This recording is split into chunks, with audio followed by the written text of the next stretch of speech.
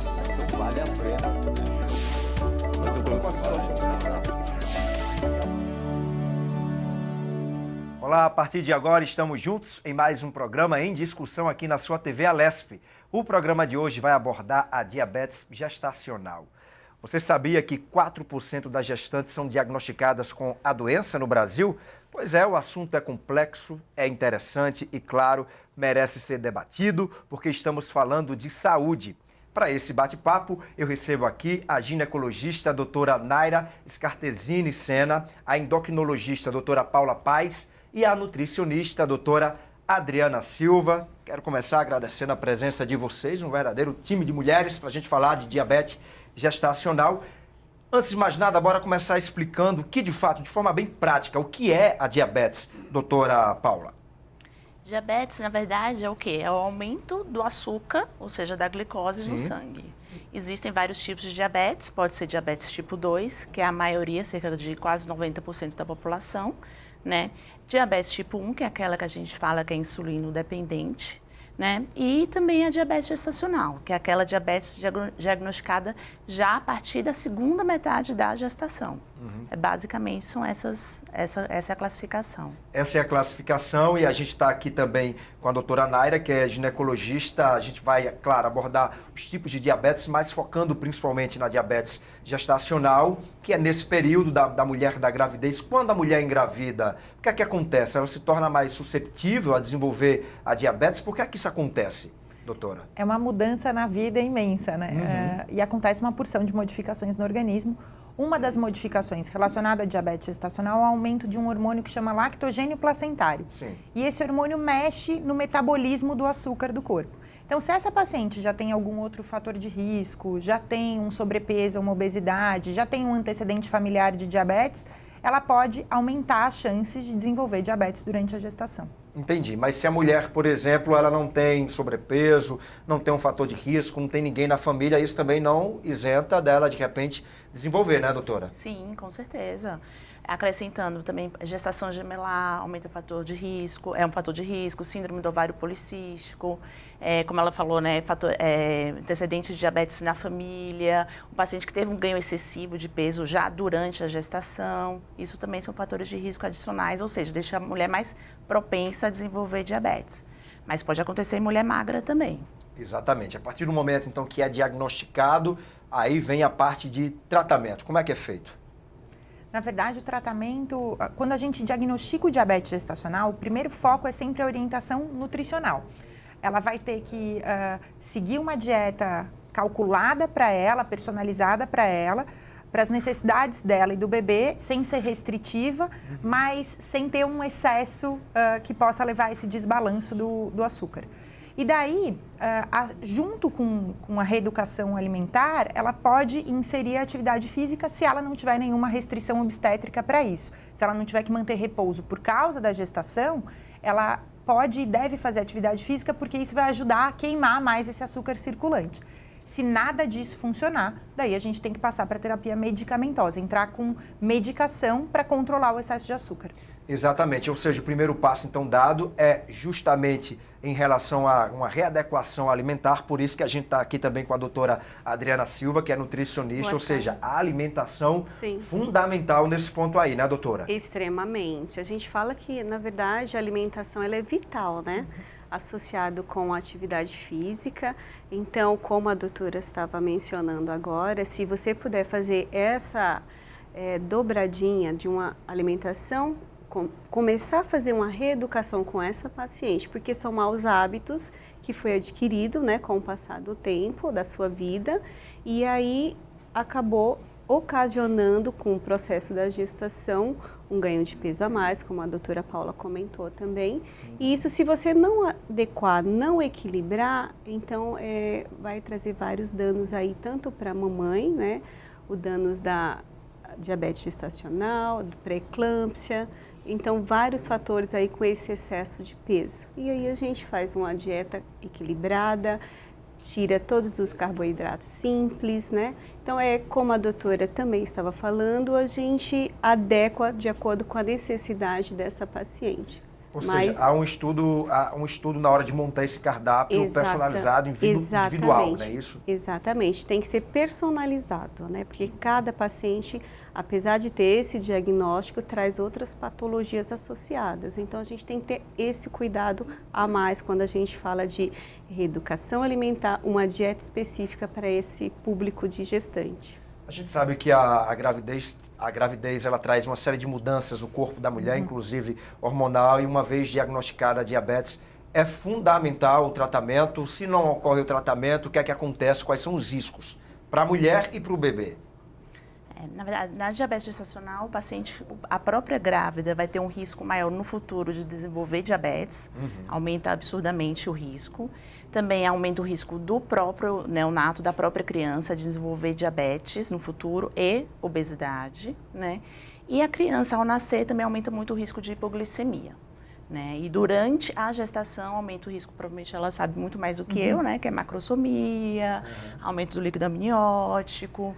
Então, são fatores que a gente tem que ficar bem atento. E por que é que a gente está falando que a doutora Naira sabe mais que a doutora Paula? Por quê, gente? Porque a doutora Naira, ela é ginecologista e ela também foi paciente porque ela teve a diabetes gestacional durante a gravidez do seu filho, não é isso? Tive, eu tenho um bebê de 1 aninho e durante a gestação eu tive o diagnóstico. Complementando, é importante, durante a gravidez, quando a gente descobre que tem a diabetes gestacional, o cenário dessa paciente é um ambiente cheio de açúcar, né? Então, para o bebezinho que mora na barriga dela, ele está acostumado com um cenário cheio de açúcar. Então, para o organismo do bebê, ele entende que aquele excesso de açúcar é sempre presente. Então, quando ele nasce, ele vai sair da conexão com a mãe, vai sair daquele cenário de excesso de açúcar, mas o organismo do bebê continua produzindo insulina para depurar aquele açúcar que ele recebia da mãe. Que é aquele ambiente que ele estava, né? Que ele foi gerado e que ele está doce. acostumado, vamos dizer assim. Um ambiente mais doce. Exato. Mais doce. E daí, quando ele sai para o mundo e tem que se alimentar do leite materno e consumir o açúcar daquele leite materno, o corpo dele já produz insulina a mais. Então, o risco desse bebê nas primeiras 24 horas de vida é fazer hipoglicemia, ter uma queda do açúcar por causa desse excesso de produção de insulina. Mas daí, conforme o cenário vai passando, nessas 24 horas, o organismo dele equaliza a produção de insulina, mas pensando a longo prazo, é o que a doutora Paula falou, esse indivíduo vai ter mais risco de ter diabetes também. Agora, o excesso de açúcar no corpo da mulher não gera só um impacto no bebê depois que ele nasce. Ele também pode estimular uma macrosomia fetal. É um bebê que cresce, aquele Além bebê do que normal. nasce, todo mundo fala assim, nossa, nasceu criado, olha que bebê bonito, mais de 4 quilos. Isso não é saudável na maior parte das vezes. É um bebê que teve um excesso de estímulo para o crescimento, para o ganho de peso, e que tem mais dificuldade de conseguir equacionar o açúcar fora do organismo da mãe. Inclusive, alguns casos de diabetes gestacional são diagnosticados a partir justamente do tamanho do bebê, né? Que quando se vê lá, não, esse bebê está num tamanho anormal, não é o tamanho o ideal para aquelas semanas de gestação, e a partir daí muitas vezes é diagnosticada a diabetes, a partir desse quesito, né? A gente pode chamar a atenção para essa possibilidade de diagnóstico vendo o ultrassom. A gente pode ver um bebê muito grande para a idade gestacional, que é um bebê macrosômico no termo médico, e muito líquido, polidrâmino, que a gente chama no termo médico, porque esse excesso de produção de líquido também é relacionado ao diabetes gestacional. Então, se a gente não fez o diagnóstico pelo exame laboratorial, né, pelo teste de tolerância à glicose, que é um exame específico que a gente faz, se a gente não pensou na possibilidade pelo sobrepeso da paciente ou por outros sinais que ela mostra, o ultrassom também pode trazer essa atenção. Esse excesso de... Pode falar. Ia falar, doutora? Não, o que ela falou em relação a diagnóstico, isso é importante ressaltar, que assim, normalmente o ginecologista ele pede uma glicemia basal, né, em jejum, já na primeira consulta, né, já no exame pré-natal. Daí o paciente pode já ser diabético já nessa consulta. Ou seja, o paciente já era diabético antes, mas apenas não foi diagnosticado. Não sabia. Né? A alteração do diabetes gestacional é uma alteração exatamente no segundo trimestre, né? Então, a partir da 24ª semana de gestação, esse mesmo ginecologista que está fazendo todo o pré-natal, que está fazendo todo o acompanhamento da paciente, aí ele vai ter que pedir o exame diagnóstico. Isso né? é o quê? 3, 4 meses? Falando em sexto meses mês? de gravidez? Que a gente... Por volta do 5º mês. É que quando a gente mês. fala em semanas na gestação, não tem muito esse paralelo, essa conta matemática, né? Sim. De 4 semanas valem um mês, porque um mês não tem exatamente 4 semanas. Mas pensando aí ao redor do 5º mês, é prudente de se pedir para 100% das pacientes que não 100% tinham fatores de isso. risco e as que tinham fatores de risco e ainda não foram diagnosticadas, Exatamente. a curva glicêmica que a gente chama Normalmente popularmente. a gente pode pedir, existe hoje pela Sociedade Americana de Diabetes, a gente pode pedir tanto uma curva glicêmica de 75 gramas, paciente em jejum, ou então a gente pode pedir uma curva, paciente sem ser em jejum, com 50 gramas, aleatório. Paciente, já deu uma alteração, a gente faz uma outra curva glicêmica, com 100 gramas de glicose. Mas isso é muito específico, a grande maioria das vezes a gente faz uma curva glicêmica com 75 gramas, ou seja, o paciente ingere essa quantidade de glicose e mede 1 hora após e após 2 horas, né? Então, tem parâmetros que a gente realiza o diagnóstico, a partir da quantidade, da dosagem desse valor. Entendi. Doutora Naira estava falando desse excesso de líquido aí. Para o controle desse excesso de líquido também, a alimentação passa por isso aí também, doutora Adriana? Certamente, é um conjunto, né? Trabalhamos em conjunto, literalmente. O que acontece? A Organização Mundial da Saúde fala que a gente tem que consumir, em média, 25 gramas de açúcar. E a gente, na verdade, consome a mais 50%. Então, você imagina que a média, um ano teria que ser 10 quilos. E, estatisticamente, nos fala que 54 quilos. Então, você imagina como esse corpo está sobrecarregado. Eu estou falando da população de um modo geral. O que acomete assim, as pacientes que vai no consultório, que está com essa patologia, é que elas sempre arrumam uma desculpa. Eu estou comendo por 2. É a primeira defesa, né? Eu falo, como assim? Não, e assim, tô grávida, então eu tenho direito de comer, eu posso comer tudo, né? Aí a gente já quebra essa situação, que na verdade gera uma ansiedade por vários fatores, porque a maioria dos pacientes não só tem o conhecimento que ali está com a diabetes, pré-diabética, mas tem outras patologias associadas, como a pressão alta, né, doutora? Então, tudo isso, você organizar o hábito e a cultura alimentar dessa paciente para a realidade de hoje, falar que é importante ela ter uma consciência do que ela vai consumir, as escolhas que ela vai estar adaptando no seu dia a dia, que será benéfico e ela não terá problemas futuros mais graves nessa gestação, então isso é de extrema relevância. Algumas pacientes, como eu estava falando para a doutora Paula, elas nos ouvem e vai embora e não dá essa importância, porque como tem um retorno, a gente vê que não teve uma evolução, né? Porém, eu acho que elas têm que ter esse compromisso com ela e com aquele bebê que ela está gerando, né? Então, o orientar da forma correta descasque mais, desembrulhe menos. A oferta que você tem de alimentos in naturas é maravilhosa. Então, todo mundo hoje tem acesso, mas existem outros fatores também, né? O dia a dia nosso nos consome muito. Então, a mulher, às vezes, não tem esse tempo para fazer uma alimentação adequada no seu ambiente externo, apesar que eu falo, nós temos uma demanda de self-service. Então, a escolha ali é sua. Então, ai, doutora, mas tinha uma friturinha, mas tinha um bolinho daquilo. Então, é a questão de hábito mesmo e cultura alimentar também. Com essa paciente você tem que estar lidando, né? Mas fazer a escolha certa é uma opção daquela paciente. Em alguns momentos você tem que ser taxativo com o paciente. Você não tem mais opção, né? Você quer ter uma questão de saúde, né? Questão de saúde e você quer ter uma pré-eclâmpsia. Então a doutora pode até estar falando melhor a respeito disso. Pois é, mas se não segue, vem a complicação para a mulher e até para o próprio bebê, né? Sim. Falando das complicações diretas para a gestante. Então, ela tem um risco de polidrâmino, o acúmulo de líquido, e esse acúmulo de líquido é como se eu estivesse enchendo uma bexiga com mais conteúdo do que ela pode conter. Penso que eu posso ter mais líquido e um bebê maior. Então, o risco dela entrar em trabalho de parto prematuro é maior, porque o útero é músculo, é uma estrutura muscular, ele esticou muito mais do que ele poderia, ele vai fazer o quê? Contrair, reativamente. Então, Inclusive, ela pode... é comum ter muito parto prematuro, quando há o diagnóstico de associado a uma diabetes gestacional? descompensada, sim. Sim. Porque se ela seguir as orientações nutricionais Sim. e de atividade física, ela pode controlar super bem e o bebê vai nascer de um tamanho normal e ela não vai acumular líquido a mais e ela não vai ter um parto prematuro. Você falou que eu não tive um parto prematuro. Não, prematuro não. Eu falei assim, o comum... Não, que eu tive diabetes Sim, gestacional. mas o seu parto foi normal porque, Um inclusive... monte de pacientes podem ter o parto no tempo normal, a menos que você tenha uma descompensação. Inclusive, a doutora Adriana estava falando aí que muitas vão para o retorno 30 dias depois e chegam lá e você vê que não houve uma evolução muito grande, que ela não seguiu muito bem o que a nutricionista passou. No seu caso, bora lá lavar roupa suja aqui, bora falar a Vamos verdade. descobrir. Como é que foi?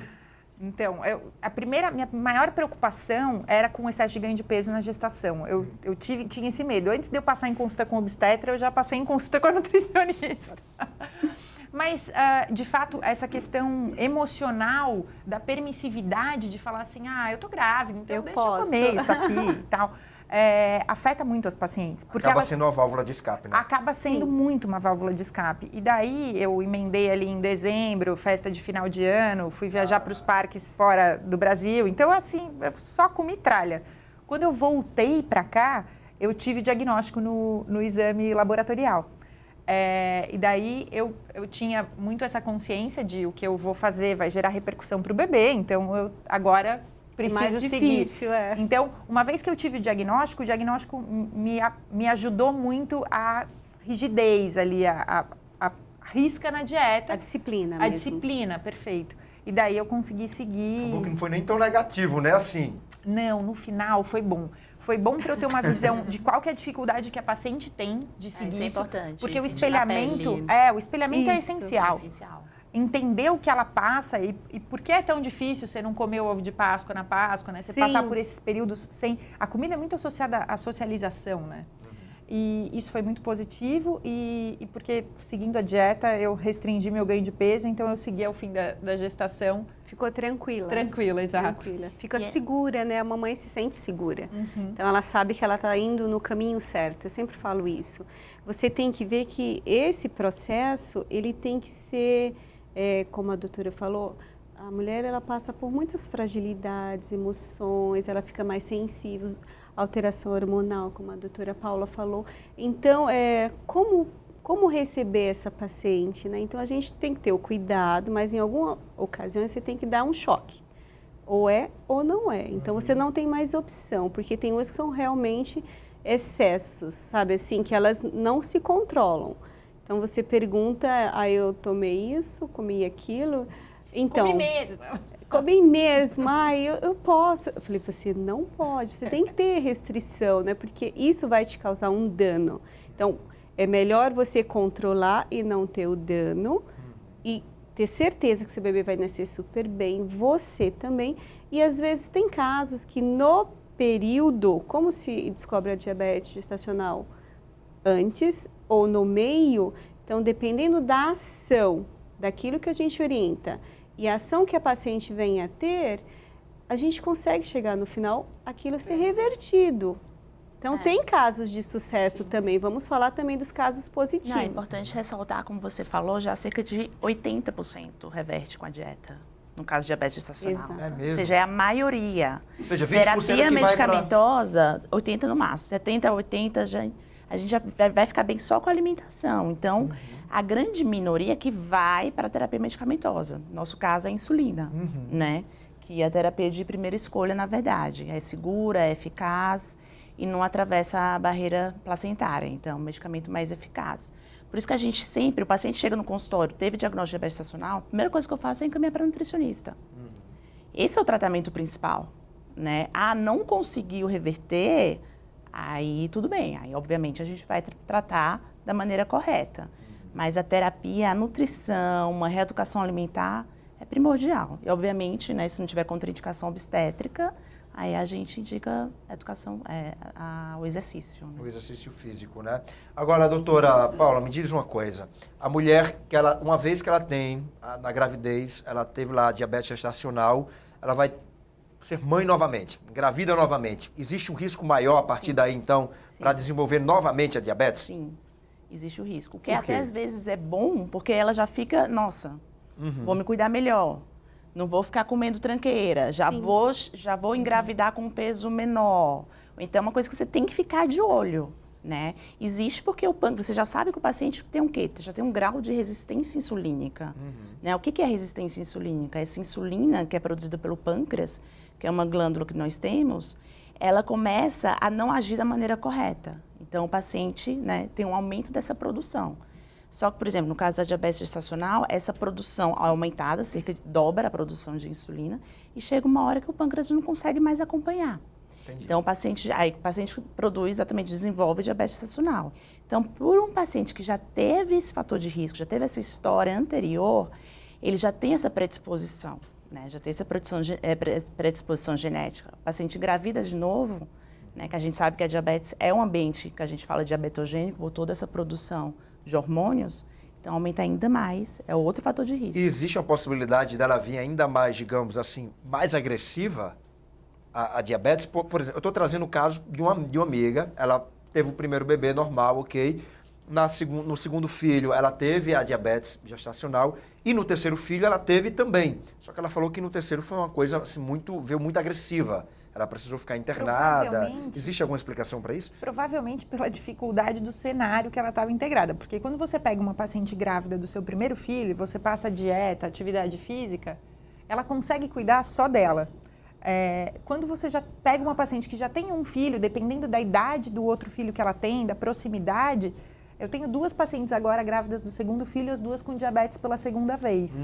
E infelizmente, elas não conseguiram trazer aquela memória da primeira experiência para um controle adequado. Muito pelo contrário.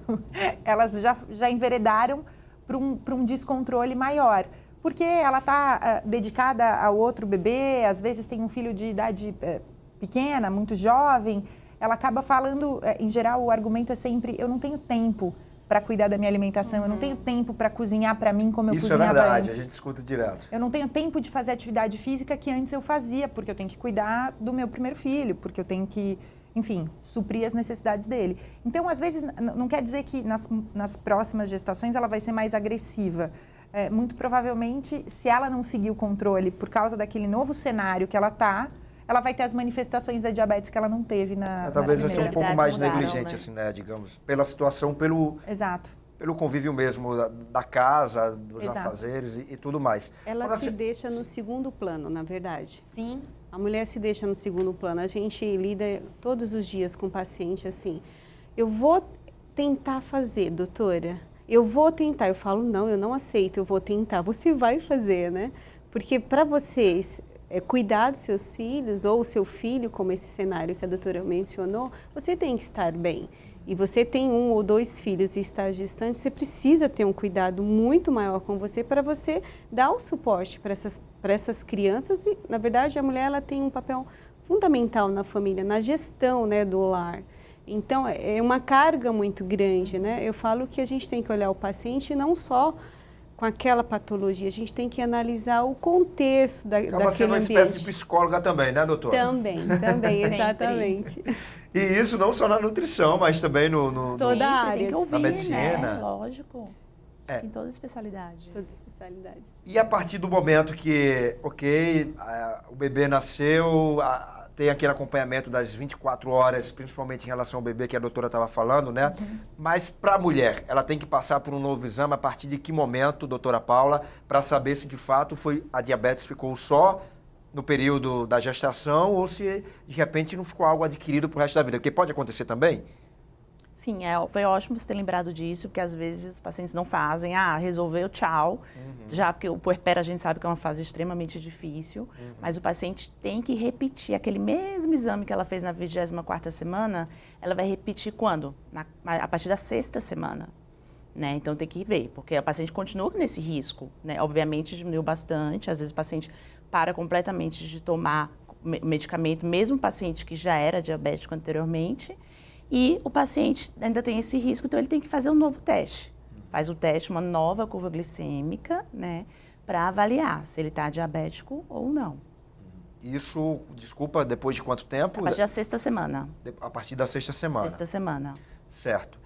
E me diz uma coisa, o nível de atividade física. Claro que se existe alguma contraindicação, a mulher não vai poder passar por uma atividade física. A gente sabe, a senhora acabou de dizer aí que quando alguém chega com o diagnóstico, que é diagnosticada a diabetes gestacional, o primeiro encaminhamento que a senhora faz é para o nutricionista.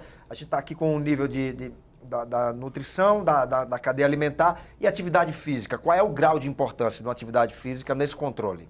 Extremamente importante. Ela ajuda muito a regular essa glicemia do paciente. Então, normalmente a gente orienta, obviamente, se não tiver contraindicação, cerca de 30 minutos, tá, de atividade física diariamente. Aí, obviamente, vai depender de cada pessoa, se já praticava exercício anteriormente, se é um paciente que nunca praticou, então a gente faz atividade com um nível menor de intensidade. Mas, assim, esse binômio dieta e atividade física são primordiais. Acho que é o pilar do tratamento da diabetes. No seu caso, doutora Naida, você não precisou passar pelo medicamento, né? Foi a sua questão alimentar, auxiliado com atividade física também ou não? Sim. Quando eu comecei com a dieta, eu tinha um ritmo de trabalho muito intenso, então eu negligenciava um pouco a questão da atividade física. Mas eu seguia com a dieta, estava indo bem. Mas conforme o bebê foi se desenvolvendo, a gestação foi transcorrendo, as alterações hormonais seguem, e daí o descontrole começou a acontecer. E eu percebia que era uma coisa, assim, patente. Se eu fazia 10 minutos de caminhada naquele dia, tudo ficava bem. Mas se não, eu tinha um descontrole grande nos exames de pontinha de dedo ali de açúcar que toda gestante com diabetes tem que fazer.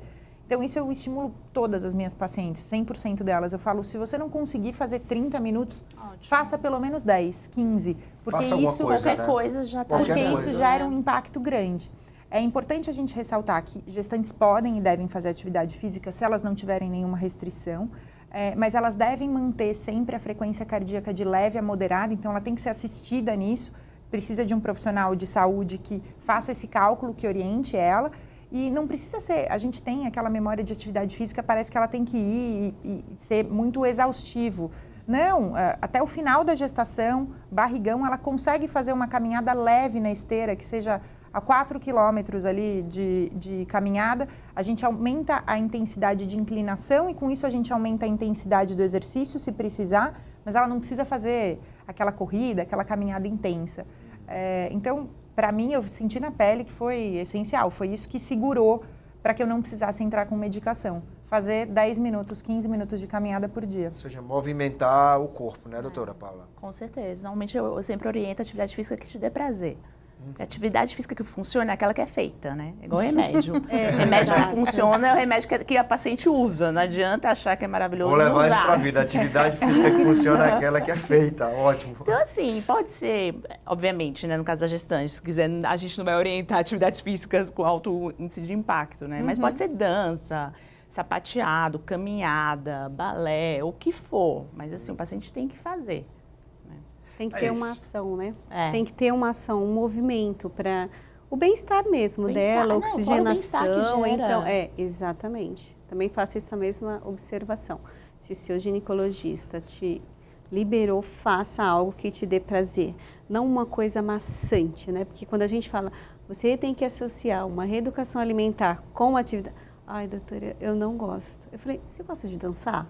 Aí já quebra um pouco, né? Aí eu gosto. Então, já está queimando, não está fazendo atividade física. Que às vezes nem encara como uma atividade física, né? Mas você não pode fazer brusca, é uma coisa moderada, é algo que te dê prazer, relaxe, né? Se tiver indicação para uma hidro, eu acho perfeito para gestante, porque o dia a dia, o estresse, então tem aquele momento dela. Eu falo, seu momento e seu bebê, então aquilo é gostoso, é prazeroso, né? E não causa impacto. É você saber que a atividade física, na verdade, é prazer e não uma obrigação, porque muita gente encara como obrigação. Exatamente. Olha, a gente vai para aquele intervalo que passa rapidinho, mas não sai daí que o programa em discussão volta já já.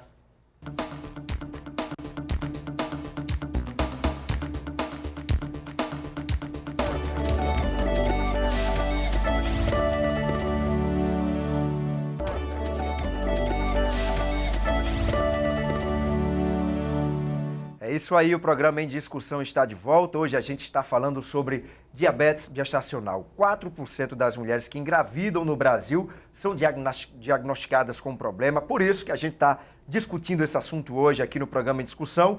Para esse bate-papo, estou recebendo a doutora Naira Scartesini Sena, ela é ginecologista. Também estou recebendo a doutora Paula Paz, endocrinologista, e a doutora Adriana Silva, nutricionista. Eu estou falando que 4% nesse período da gestação, né, são diagnosticadas, só que no Brasil, de uma forma em geral, hoje a gente tem cerca de 14 milhões de pessoas que são diagnosticadas com diabetes, não é isso, doutora Paula? Exatamente, e está só crescendo, né? Só crescendo.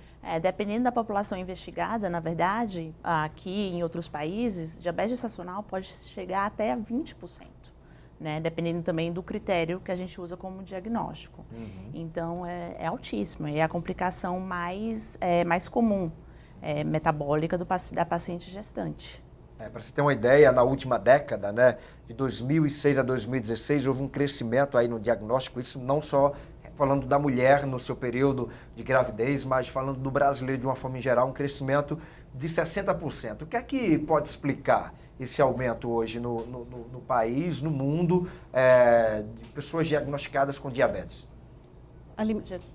Alimentação inadequada, desculpa. Não, imagina. É uma alimentação inadequada, né? A gente fala que, na verdade, se tornou epidemia, né? Então, o alto consumo ou alta ingesta de alimentos inadequados realmente vai trazer esse dano aí para as pessoas.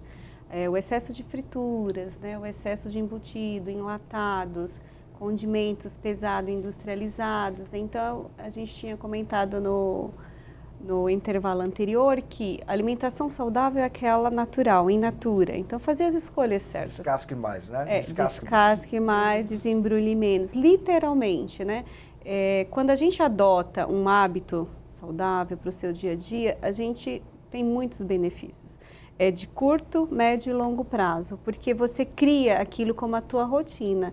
Então, você, tomando posse desse hábito, eu estava comentando com a doutora Paula, você acaba adquirindo um hábito, você traz cultura, você traz herança dos teus pais também, herança daquilo que você quando casa, então do marido, da esposa, então aquilo que os dois irão passar para os seus filhos, então eu falo que é um diagnóstico bem amplo de você chegar realmente na raiz daquele problema, né?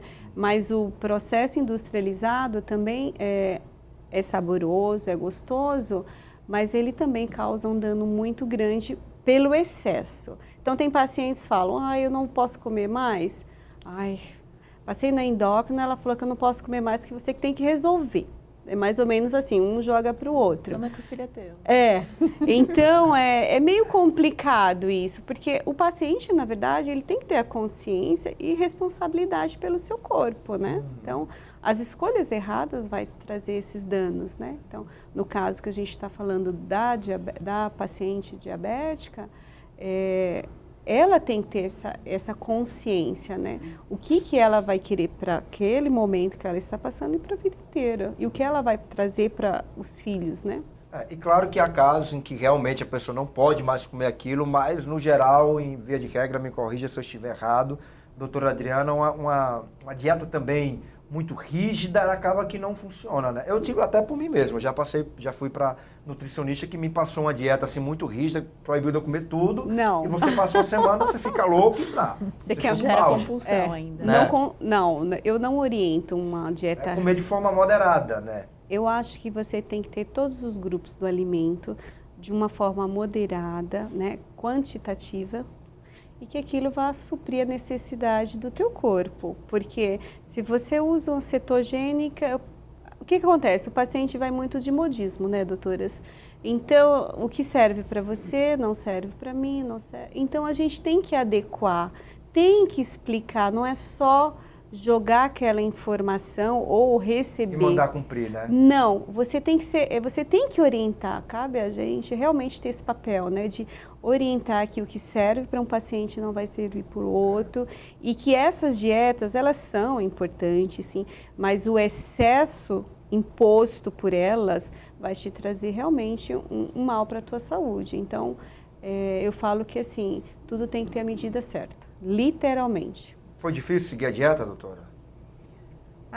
Foi chato seguir a dieta, porque quando você fala ali da segunda a sexta, você vai tranquilo, mas a comida é muito associada ao social. Então, daí você tem que encontrar seus amigos para comer alguma coisa, ou é numa festa, tem sempre a comida associada. Então, eu tinha meu filho como foco, e isso me ajudou a seguir bem rígido a dieta, e eu não flexibilizava nada, eu seguia mesmo ipsis literis, o que estava escrito, mas foi chato em alguns momentos. Isso que a doutora estava falando em relação à nutrição, doutora Paula, óbvio que faz todo sentido, hoje a gente cada vez mais come produtos industrializados, mas eu acho que a própria rotina, principalmente nos grandes centros, uma cidade como São Paulo, de milhões de habitantes, também acaba explicando o aumento de pessoas com diabetes, né? Tem gente que passa 2 horas para chegar no trabalho, acaba comendo fora de casa, come na esquina, o que aparece na frente, né? Também isso acho que acaba explicando esse aumento. Com certeza. Na verdade, a pessoa não tem tempo, né? Não tem tempo para fazer atividade física, porque fica 2 horas para chegar, 2 horas para sair. Então, isso já tira a atividade física super importante. Não tem tempo para cozinhar, então ela vai comer o que tem, o que é mais fácil. Normalmente o mais fácil é fast food. Nunca é uma salada com franguinho. Nunca é. E o paciente, uma coisa importante, que às vezes a pessoa não tem tempo para se alimentar durante o dia. Então passa por uma dieta restritiva durante o dia, chega à noite, compensa. Gera compulsão, o paciente chega, come o que quiser pela frente. Então, ele vira o quê? Um comedor noturno e aquele comedor de final de semana. Exatamente. Né? E isso ao longo do tempo, obviamente, diabetes a gente sabe que não é uma coisa assim, a diabetes convencional do tipo 2, normalmente que a gente vê no consultório. Ao longo do tempo, isso vai exaurindo o pâncreas e o paciente desenvolve a diabetes. E aí, uma vez, por exemplo, a mulher, antes de engravidar, ela já é diagnosticada com a diabetes. A partir daí, ela tem que programar, inclusive, a gravidez dela? Sim. Como é que funciona isso? Sim, eu acho super importante. Principalmente, normalmente, a Sociedade Brasileira de Endocrinologia, eles argumentam que o paciente tem que estar bem controlado. O que significa bem controlado? Nós temos um parâmetro muito importante, um exame laboratorial, chamado hemoglobina glicada. O que é? Na verdade, é um exame que me fala a média da glicemia do paciente dos últimos 3 meses. Né? Então, ele me fala, a grosso modo, se o paciente está controlado ou não. O que a gente quer? A gente quer que o paciente engravide, no momento da gravidez, esteja completamente controlado. De preferência, com esse exame, essa hemoglobina glicada é menor que 6,5%, até menor que 6%. Né? Obviamente, se o paciente conseguir menor que 6 sem hipoglicemia. Às vezes é um paciente que está fazendo um menor que 6 a custas de hipoglicemia, então a gente tolera um nível maior. Mas, normalmente, o quê? O que a gente orienta? Tem que estar bem controlado. Isso é o principal. Isso aí diminui muito a chance de uma malformação. E a gente também tem, para pacientes diabéticas tipo 1, que é aquela diabetes diagnosticada na infância ou num adulto jovem, que é a de mais difícil manejo, que é um paciente que já usa insulina há muito tempo, essa paciente descompensada, às vezes, pode ter até uma dificuldade de fertilidade associada aos picos hiperglicêmicos muito importantes, assim. Então, controle glicêmico tem atuação direta na fertilidade, na formação fetal e no decorrer da gestação. E, claro que, obviamente, uma vez diagnosticado esse tipo de paciente que a senhora acabou de falar, né, doutora Naira? Aí é uma atenção especial para essa paciente. Sim, essa é uma paciente sempre acompanhada por uma equipe médica, então eu sempre sugiro para a paciente que ela faça um acompanhamento conjunto com o endocrinologista e claro que o nutricionista precisa ir também. Ajustando a dieta dela durante a gestação inteira, porque a mudança hormonal que acontece no corpo dela durante a gestação vai desequilibrar o que antes estava controlado, né? Sim. Hoje, isso serve, inclusive, na alimentação também, né, doutora? Corretamente. Se ela não tiver esse controle, ela só vai estar acumulando danos, né? Eu falo desta maneira. O que é acumular danos? É esse descompensado, né, que fica no organismo, com essa alta ingesta indevida, né? Então, ele tem que adquirir essa consciência. Como a gente acabou de falar, os fatores externos contribuem também para isso, né? É difícil você pegar uma pessoa que sai cedo, tem todo esse período, né? ocioso do trabalho e está introduzindo uma dieta, uma reeducação alimentar, mas ela tem que fazer um esforço maior e adquirir isso como rotina dela, porque a vida é vital, então a dela e do bebê, mas que ela tenha essa consciência que isso é para a vida inteira. Eu falo sempre isso. Às vezes acontecem situações que é para melhorar realmente a nossa qualidade de vida, para fazer a gente repensar o que eu estou fazendo comigo mesmo, o que acúmulo de coisas, de opções erradas que eu estou fazendo que vai me causar um dano maior, né? Então, a alimentação realmente ela é vital, é fundamental para a vida de qualquer ser humano. Então, Independentemente da diabetes ou não, né? Exatamente, diabetes, hipertensão. Então, são várias patologias crônicas que, infelizmente, por conta dos hábitos alimentares, acomete as pessoas hoje em dia, né? Exatamente. Deixa eu tirar uma dúvida. A filha, por exemplo, de uma mãe que passou por esse processo da diabetes gestacional, essa criança, quando ela crescer e que ela, enfim, engravidar também, ela está mais predisposta a ter uma diabetes gestacional? Sim, acaba também. desencadeando, sendo um efeito dominó? Exatamente, também. Também é considerado como um fator de risco. Mas isso por quê, doutora? Tem uma explicação? Eu acho que provavelmente... Na verdade, pela hereditariedade, ela vai ter uma maior chance de ter um descontrole glicêmico, uma tendência maior a ter esse Porque descontrole. também é uma das explicações, né? Isso. Porque ela também pode ter uma maior chance a ter um sobrepeso ou obesidade pela questão hereditária. A gente bate muito nessa questão de sobrepeso ou obesidade, porque, de fato, outros fatores de risco também podem influenciar, como a gemelaridade, que aumenta mais aquele hormônio lactogênio placentário e tudo mais. Mas o sobrepeso é o que vem mais... preponderante. Exato, é o que está mais frequente sempre associado à diabetes gestacional. Associa, né? É justamente isso. Como eu tinha falado, são cerca de 14 milhões de brasileiros que hoje convivem com a doença. Agora, a maioria é mulher, né? Por quê? Porque a maioria das pacientes diabéticas são mulheres? Por que a gente encontra mais a mulher diabética do que o homem? Na Paula, verdade, você acha que diabetes gestacional pode também pesar nessa avaliação? Porque daí a diabetes gestacional é uma vertente do diabetes, ela conta nesse todo, mas só acontece em mulheres, claro. Isso. Na verdade, é mais comum a paciente, por exemplo, tem mãe e pai, né? E você tem um filho. O filho, se a mãe for diabética, a chance do filho ser diabético é muito maior do que se o pai for diabético. Isso no tipo 2. Tipo 1 é o contrário. Né? Então, eu acho que própria herança, que a gente sabe que diabetes... O tipo 2 é muito mais frequente, né? Tipo 2, assim, a paciente tem que... Eu falo para os pacientes, o paciente tem que querer e tem que poder ter. Não é só hábitos de vida não saudáveis. O paciente tem que ter história familiar, na grande maioria das vezes. Sim. Então, ele carrega já esse gene, entendeu? Isso já genética, é uma coisa né? hereditária. Junto com hábitos de vida não saudáveis, uma dieta obesogênica, a gente fala, falta de atividade física, aí o paciente tem tudo para ter diabetes, né? Obviamente que existe diabético tipo 2, que o paciente é magro. O paciente faz atividade física, o paciente está ok, está ótimo, né? E também é importante lembrar, paciente diabetes gestacional também. A mulher é magra e mesmo assim acaba que tem tudo, né? Tem tudo porque é um ambiente diabetogênico, então acaba que desenvolve. Então, por esse lado, o paciente começa a ter esse incremento tão grande na diabetes na população, né? Entendi. E em relação aos sintomas, a gente está falando aqui da doença em si, mas os sintomas, é uma doença silenciosa ou ela chega a dar algum sintoma de que, de repente, a mulher ou o homem mesmo está com diabetes?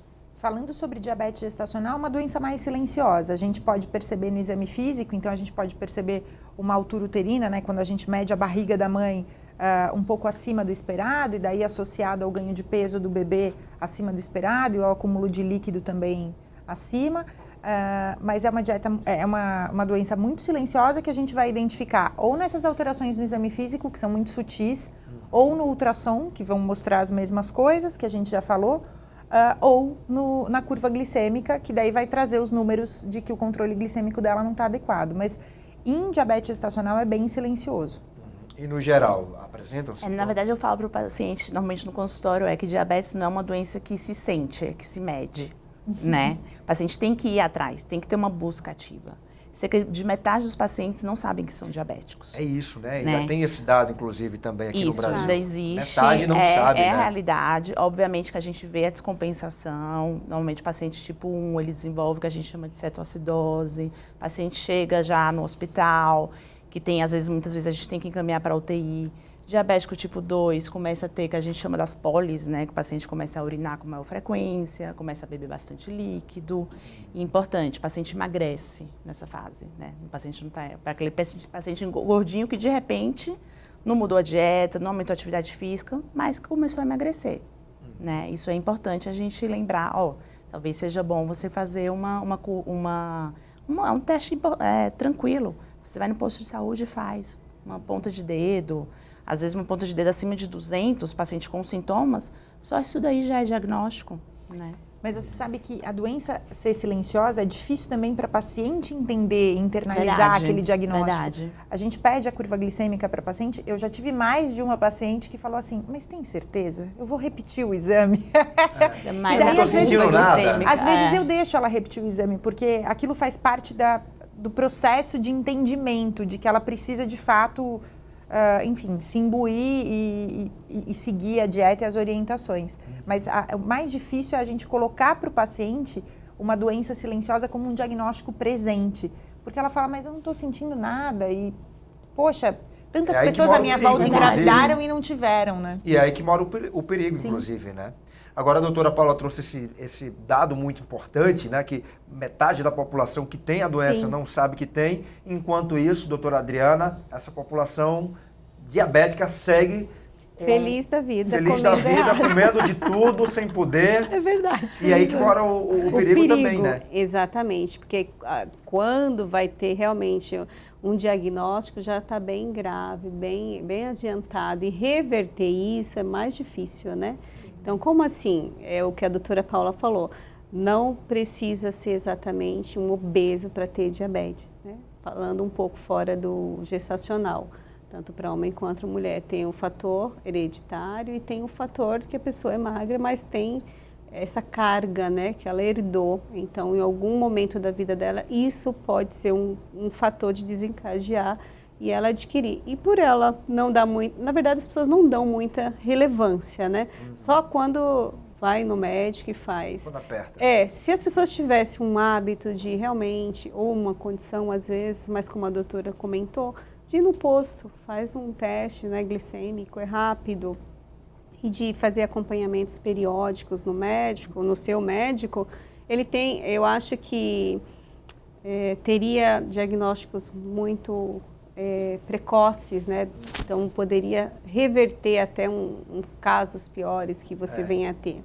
Diminuir das complicações, né? Exatamente. Relacionadas. Esse teste rápido que a doutora Paula está falando é muito comum a gente ver, por exemplo, em feira livre, Isso, né? campanhas. Campanhas, grandes eventos, está sempre lá disponível para você fazer o teste, que é rapidinho, fura o dedo, colhe lá o sangue e imediatamente sai o resultado. Agora, é importante que o cidadão ele fique fazendo esse teste de quanto em quanto tempo? Analisando o índice glicêmico dele, doutora. Na verdade, aí a gente vai depender o quê? Da idade e fatores de risco relacionados.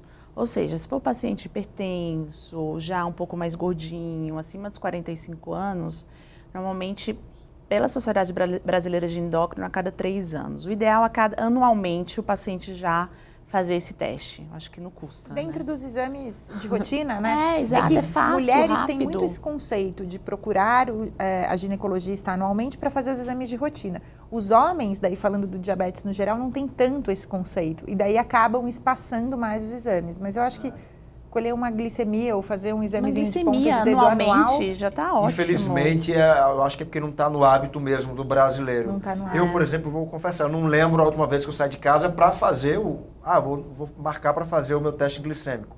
Eu faço sim, quando eu vou numa feira, que eu tenho uma oportunidade, vejo lá que é rápido que sai o resultado. Graças a Deus estou bem. Mas assim, a gente não tem um hábito realmente, né? O brasileiro não tem um hábito de fazer o exame. Infelizmente, assim, ele não se previne. Quando vê, já está com uma bomba na mão, prestes a estourar. E assim, na verdade, a prevenção é tudo, né? A gente sabe que diabetes atualmente é a maior causa de cegueira, maior causa de hemodiálise, maior causa de amputação não traumática no Brasil. Então, se a gente conseguir pegar exatamente o começo da doença, essas complicações caem drasticamente, né? Então, assim, se a gente conseguir ter esse diagnóstico precoce, entrar já com uma terapia nutricional, com uma terapia medicamentosa já precocemente, o paciente tem uma vida normal, uma sobrevida igual a todos, entendeu? Praticamente. Pois é, a senhora trouxe agora, senhora não, né? Pode chamar de você, Por pode favor, ser. né? Trouxe essas complicações que são reais e gravíssimas, cegueira, AVC também, né? Pressão Sim. alta. E são fatores. Quando é que a diabetes desencadeia para um extremo desse?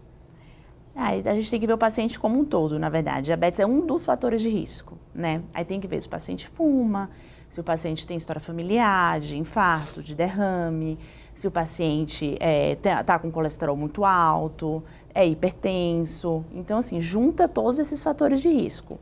Com isso, a gente sabe o quê? Vai depender o quê? Do controle glicêmico, que é aquela boa e velha hemoglobina glicada que eu já tinha mencionado anteriormente. A gente sabe que uma paciente com hemoglobina glicada, por exemplo, acima de 10, isso aí já aumenta absurdamente o risco tanto das complicações macrovasculares, que a gente chama, que é infarto, derrame, a neuropatia, que o paciente não consegue, começa a não sentir algumas coisas, e também das complicações microvasculares, que aí a diabetes é uma doença que vai para os vasos, né? Vai deteriorando os vasos. Então, acomete retina, acomete os rins, os nervos, tudo isso. Então, o conjunto desses fatores de risco aumenta muito. Obviamente, o paciente tem tudo, né? Então, vai aumentar. O que eu falo para o paciente, por exemplo, cigarro. Diabetes e cigarro não funciona. É aquela combinação que não vai dar certo, entendeu? Potencializa... Alguma coisa você tem que... Potencializa muito. Muito, né? Muito. O desencadeamento. No seu consultório, doutora Adriana, a senhora recebe muitos pacientes para tratamento de diabetes, para fazer um rearranjo alimentar, vamos dizer assim? Sim, bastante.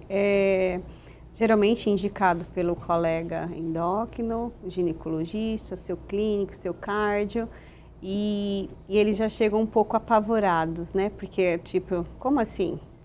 Eu não tinha, ninguém... Às vezes tem casos que também não tem parentesco, né? Grau. E o orientar esse paciente, ele é positivo em alguns casos, e outros, eles não tomam posse daquela informação e busca mudar esse hábito alimentar. Eu falo que existe uma responsabilidade naquela orientação e a maior responsabilidade do paciente. Ele querer essa mudança, né? Ele ter a orientação correta, onde vai ter benefícios para a sua saúde. E o paciente diabético, ele muda o hábito da família, que eu acho importante, né? Então, ele acaba sendo uma referência naquele lar, dos amigos, porque ele acaba sendo muito apontado, né? Ou positivo ou negativo, né? Como é mais fácil sempre o negativo, porque o negativo é sair da zona de conforto. O que é? Comer tudo, como a doutora falou, às vezes sair a vida social também nos impulsionar só hoje. Então, só hoje que você vai acumulando, isso causa um dano. Mas também você não pode deixar aquele paciente preso, literalmente, que ele não pode sair da linha. Ele pode, só que com uma redução menor daquele alimento, da introdução daquele alimento, né? Ter a consciência mesmo. É isso, olha, a gente tem 3 mulheres aqui, cada uma bem-sucedida na sua área. A gente sabe ainda bem, graças a Deus, que hoje há mais igualdade em termos profissionais entre homens e mulheres no mercado de trabalho. A mulher está cada vez mais buscando se profissionalizar, tem 1, 2 formações, especialização, enfim. O que é que eu estou querendo trazer de panorama? A mulher hoje ela está investindo muito na carreira e muitas, e caso pensado, deixa para engravidar depois. O fato de deixar para engravidar depois, sei lá, depois dos 35, a questão da idade tem a ver também com a possibilidade de desenvolver a diabetes gestacional? Aumenta a gestação tardia, que a gente chama, aumenta sim o fator de risco tanto para diabetes gestacional quanto para hipertensão e algumas outras questões também. Então, isso acontece, é natural da evolução da humanidade, a mulher está mais presente no mercado de trabalho, por isso ela acaba deixando mais tardiamente para pensar na constituição familiar, mas isso gera impacto claramente no acompanhamento de saúde dessa paciente. Nada que impeça, não é impeditivo, mas claro. a gente precisa de um olhar atento nesse cenário, porque é uma mudança natural. Eu acho que também é um dos fatores também que explicam, né, doutora Paula? Justamente aquele panorama que a gente estava analisando do crescimento de 60% nos diagnósticos em uma década. Então, isso inclui realmente a rotina da grande cidade, inclui a alimentação que não está adequada, inclui isso também da mulher estar entrando no mercado de trabalho cada vez mais, se profissionalizando, e essa questão da idade que tem essa influência. Exatamente. E junto, por exemplo, nos fatores de risco da diabetes gestacional, que a gente já falou anteriormente, né? Que é o ovário policístico, paciente que já teve antecedente prévio de diabetes na família, gestação gemelar. Então, junto, todo esse cenário vai aumentar o risco de diabetes gestacional. Claro que o cardápio é montado de forma individual, né, doutora? Sim. Doutora Adriana, mas assim, para quem está em casa, não está com condições agora de repente ir a um nutricionista, pagar uma consulta, o que é que seria aquele cardápio ideal de uma forma geral para se ter na mesa, para um almoço, para um jantar? O que é que dá para passar para o telespectador aí? Eu falo sempre assim, que você tem que fazer a escolha certa no sentido, o carboidrato complexo. O que é isso? São os carboidratos ricos em fibras. Então, pães integrais, biscoitos, né? Arroz integrais, então tem uma variedade, né? O mercado oferece uma variedade muito grande, então você não fica preso só a um tipo de alimento. Então, buscar o carboidrato complexo. Então, eles são fonte de fibras. As frutas também, né? Uma demanda muito boa, rico em fibra, que ajuda no metabolismo. A gente também tem que escolher os alimentos oleaginosos, como as castanhas, linhares, sementes, né? Alinhar a demanda, o que você equilibrar, porque também essas opções saudáveis que eu estou relatando como opção para aquele paciente, se você tiver um excesso dele, também vai te causar um dano, mesmo ele sendo um alimento saudável. Vida, né? Exatamente. O acúmulo desse alimento, eu falo, não dê opção para as farinhas brancas. Então, bolos, o pão francês, pode ser o pão francês integral. Então, doutora, é difícil. Mas você pode comer de vez em quando um pão normal, né? Mas não todo dia. Eu falo sempre assim para o paciente, para ver se impacta. Se você toma suco de laranja todos os dias e tem o hábito de pôr açúcar, se cada colher tem 25 gramas, você vai somando vezes 7, então vai colocando isso num copo. Então, vai fazendo vezes semanas, vezes um mês. Então, você vai ter, olha quantas garrafinhas PET de açúcar você está carregando para o seu corpo, para o seu organismo. Então, essa consciência é simples, mas você tem que adotar para você, fazer a escolha correta. Mas a orientação nutricional personalizada é essencial, porque quando a gente fala assim do genérico, tudo parece um pouco óbvio, mas a gente não aplica na prática, porque, enfim, a gente segue a boiada. Claro. Mas, dividindo a minha experiência pessoal, eu tive diabetes gestacional, eu adorava comer banana de manhã, eu comia banana todo dia de manhã, e daí a nutricionista falou para mim, Naira, corta a banana, porque meu controle glicêmico, ali no jejum e no pós-café era péssimo. E daí ela me deu outras alternativas de frutas, que simplesmente mudando o tipo da fruta, eu não mudei a quantidade que eu comia, eu mudei o tipo da fruta. Faz a diferença. E a gente teve uma melhora imediata no controle glicêmico. Então, quando a gente fala genericamente assim, vamos escolher os carboidratos complexos, eu tenho paciente diabética que sai e fala assim, então eu vou comer pizza integral. Fácil, né? Não é é fim de isso. semana. E não é isso, exatamente. Então, a orientação nutricional personalizada, ela tem que ser muito valorizada, porque é ela que vai fazer a diferença. Sim, claro. No refinado. E existe ali, o profissional para isso, refinado. né? Exatamente. Doutora Paula não vai acreditar, mas o tempo acabou, doutora Paula.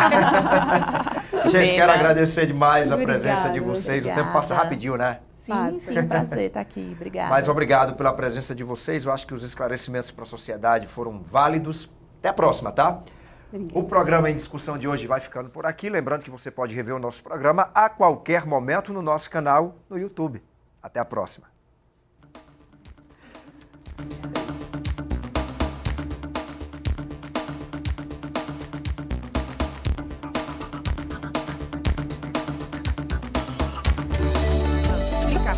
Vale a pena. Muito bom com a situação.